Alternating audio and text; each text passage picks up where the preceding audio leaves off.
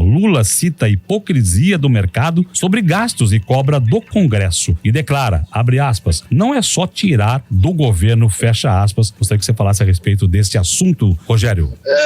Esse assunto é interessante, que o governo está dizendo que tem que tirar do Congresso também, tem que tirar cortes também por parte dos incentivos que ele faz para os empresários e para as empresas, naquelas regalias, né, que tem do orçamento, e aí ele fala que vai ter que mexer com todo mundo. Eu concordo que tem que mexer com todo mundo, com emenda parlamentar, com gastos do governo, com emendas impositivas e tudo mais, tem que ser cortado sim. Só que não pode chamar o mercado de hipócrita, uma vez que o próprio governo fala de corte de gasto, fala de controle dos gastos e não faz. Quando o governo fala de controlar os gastos e o próprio governo lançou a questão do arcabouço fiscal, o arcabouço fiscal quem colocou e fez todo o processo para ele ficar vigente o ano passado, foi o próprio governo. E aí o governo vem falar de hipocrisia quando ele, próprio governo, não segue a regra que ele mesmo tem criado e tem sustentado. Então, é difícil falar quem é o hipócrita nessa conversa. Seja o mercado, seja o governo, os dois estão fazendo as coisas e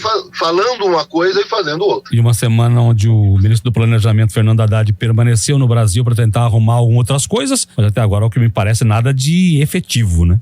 Ontem, inclusive, o mercado brasileiro começou a cair forte, teve uma queda e voltou por causa da eleição do Trump e da expectativa do mundo de que estava bem, inclusive nós falamos aqui, e a queda no Brasil se deu justamente porque o ministro Fernando Haddad e a Simone Tebet não apresentaram o plano de corte de gasto junto com a estruturação da Câmara e do Senado. E isso complicou a expectativa de inflação e a expectativa do mercado. E aí, para compensar, à noite ainda, para piorar um pouco mais, o Banco Central aumentou em 0,5% a taxa de juros. Ou seja, agora temos uma taxa de juros no Brasil de 11,25%. É a maior taxa de juros do mundo. Então, quer dizer, ao invés de melhorar, as coisas pioraram. Essa é a verdade.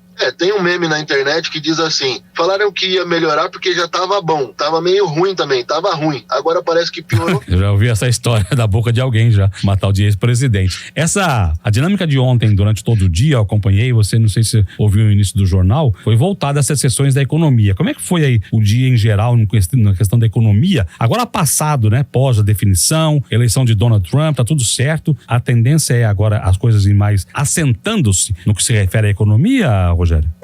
Com relação ao Donald Trump, existe uma conversa do Donald com as empresas e o Congresso nos Estados Unidos, que agora a maioria é do partido dele, de que precisa cortar impostos. E eles vão cortar impostos, e isso por si só, lá, as empresas, quando sofrem esses cortes de impostos, elas repassam imediatamente para o preço desse corte de imposto. Isso deve trazer a inflação para baixo, muito rápido. E aí, com isso, vai melhorar as condições econômicas de taxa de juros e crescimento da economia dos Estados Unidos. Isso reflete no mundo, né? De novo, os Estados Unidos consumindo muito, nós precisamos mandar matéria-prima, precisamos mandar produtos para eles. A Americana, por exemplo, é uma das cidades que vai ser beneficiada, porque nós temos a Goodyear Pneus aqui em Americana. Sim. Então, se a economia americana vai bem, vai se consumir mais carros, vai se andar mais de carro, vai se consumir mais pneu. E uma empresa norte-americana está instalada em Americana e manda pneus para os Estados Unidos feitos aqui. Então, vai ser favorecido aqui também, pode se gerar até mais emprego. Então, é uma condição econômica boa para o mundo e para o Brasil. Agora, a relação diplomática brasileira pode atrapalhar em alguns fatos, em algumas coisas. Por exemplo, o Elon Musk é amigo do Trump, apoiou Trump e tem um problema com o Supremo brasileiro. Né? O nosso presidente da República falou claramente que era a favor de Kamala Harris e que o Donald Trump era um tirano. Então, tudo isso traz consequências. É aquela velha lei que a gente conhece, de ação e reação.